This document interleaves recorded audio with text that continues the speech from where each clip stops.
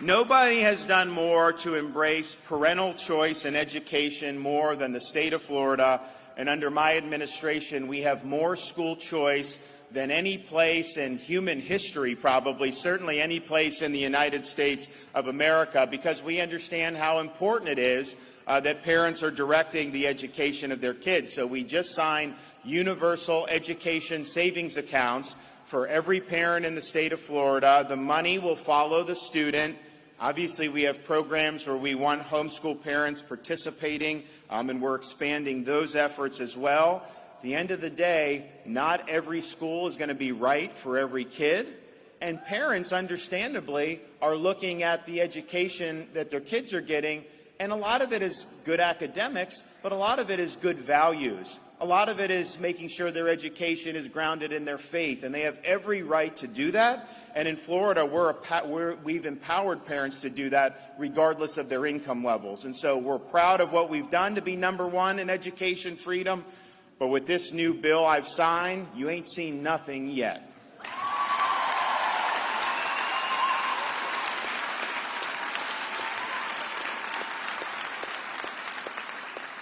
Now, we're also leaning in on having solid, dependable higher education.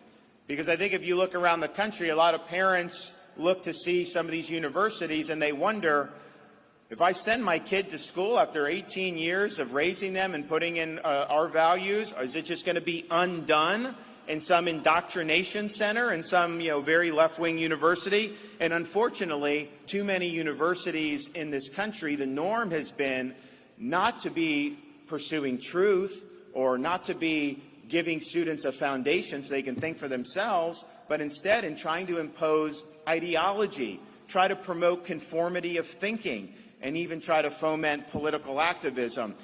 This higher education system in Florida is paid for by your tax dollars. They don't have a right to just do whatever they want. They need to be focused on the mission that the people of Florida want for our higher education system. And so we've made very clear that's exactly what we're going to do here in Florida. Now, I also point out, as proud as I am of having affordable colleges and universities, a 4-year brick and ivy education is not the only way you can be successful in this world, and indeed, it's not the best way for many people.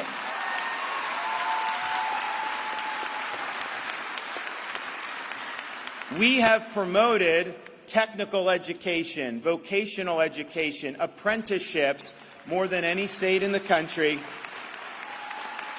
You can get training in some of these really important fields that are in high demand, and you could be making very good money at a very young age. You do that 4 or 5 years, kids get training in electrical, they're working 4 or 5 years, they start their own company and become entrepreneurs. There's a lot of great things you can do, and a 4-year degree is not some magic ticket to success. In fact, the students that get really good vocational training in things like welding and electrical, truck driving, all these things, a lot of times they do much better financially than a student that gets a degree in like zombie studies and goes $100,000 in debt with 6 years, under their belt.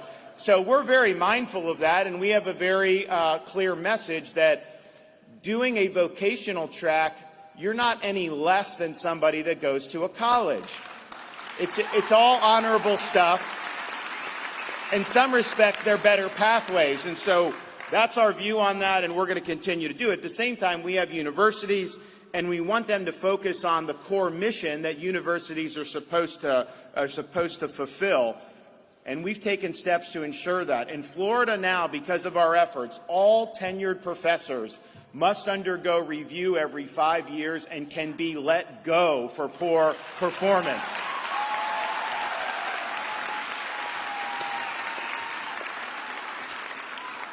We've also used our appointment ability to ensure that the institutions in Florida are going in a direction that reflects the values of this state. We have a small liberal arts college in Sarasota called New College. And I didn't know much about it. Not a lot of people in Florida knew much about it, but it was almost like a commune. It was left of the left. all about ideology, critical race theory, gender theory, all this other stuff. It was supposed to be under Florida statutes, the top honors college in Florida, but it wasn't fulfilling that function. The enrollment was low, test scores had declined, and so we made the decision to say, okay, if this is, and it's in beautiful part of Sarasota, right on the water. I mean, it's a great place, location-wise. So we made the decision, okay, I'm going to put people on the board there that are going to right the ship. So I appointed 7 conservative members to the Board of Trustees. They came in, they relieved the president of her duties, they put in a conservative president, they eliminated DEI and CRT at the university, and they reformulated the mission statement to say that New College would be the top publicly funded classical liberal arts college in America, similar to like Hillsdale College and some of these other places. So we're putting money into it. We're all in on this mission. But what you're finding is you've got professors around the country who want to come down and work at New College because they understand how oppressive intellectually the environment is in many of these universities. If you go any way outside of the political correctness or whatever the agenda is, it's like walking on eggshells. You can lose your job by just saying the wrong thing. So people are excited. You're going to see a lot of good news out of that. But at the end of the day, these are our institutions as Floridians, and we have every right to ensure that they're fulfilling missions that we think are in the best interests of the state. And that's why I just signed legislation recently eliminating DEI from all of our public universities. They say it's diversity, equity, and inclusion, but in reality, it's used as a veneer to impose ideological conformity on the university. We think DEI better stands for the way it's practiced, discrimination, exclusion, and indoctrination, and that has no part in our public university system. And we're the first state to put the nix on it, and I guarantee you other states are going to follow suit. So what we're doing,